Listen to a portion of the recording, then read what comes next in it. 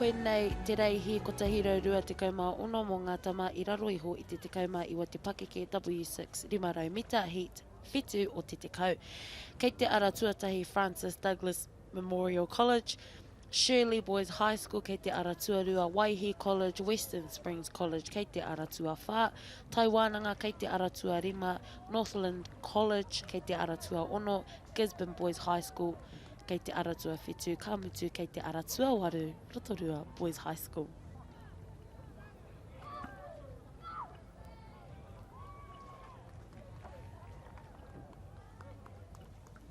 Ko te ara... Ko rewa te haki whiro.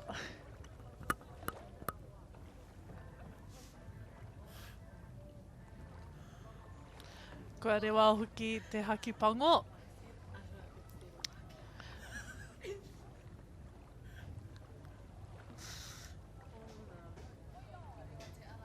Ko rewa tonu te haki pango. Ko rewa te haki kākāriki I tēnei wā.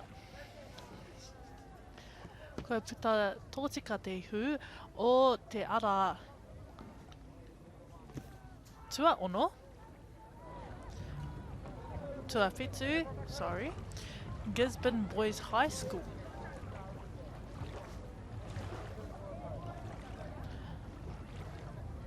Following closely behind, ko te ara tuarua. Shirley Boys High School tērā. Me te ara tuawaru, Rotorua Boys High School.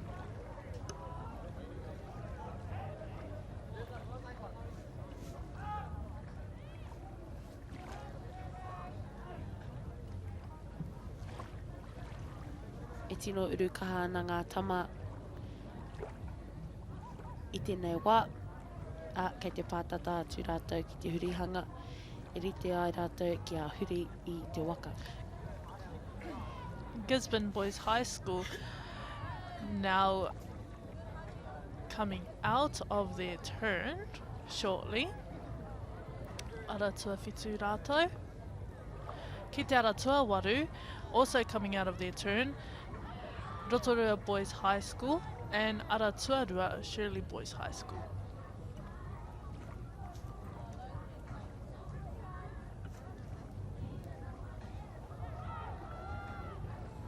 Ko te ara tuarua Shirley Boys High School me te ara tuawhitu ko te āhua nei a Gisborne Boys High School e pātata ana I tēnei wā, e whawhai ana hoki I tēnei wā.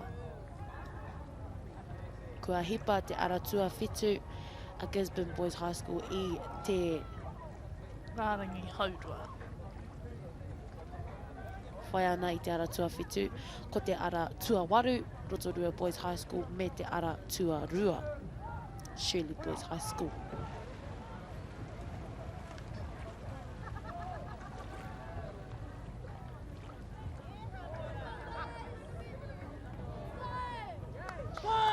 Ara ngā toa whaki huaka o tēnei reihi ko te ara tuawhitu Gisborne Boys High School, followed by Rotorua Boys High School, and then in lane 2 Shirley Boys High School. Koe nei ngā toa whakaihu waka, kei te ara tuawhitu, tuatahi mai, Gisborne Boys Pango.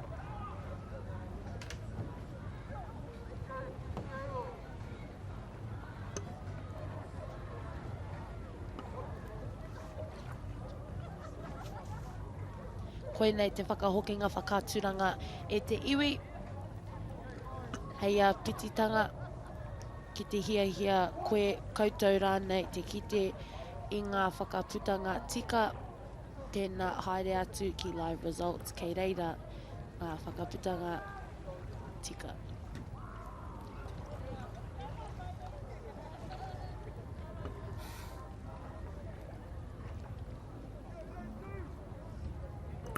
Hari koa katoa ana ngā tama I tā rātou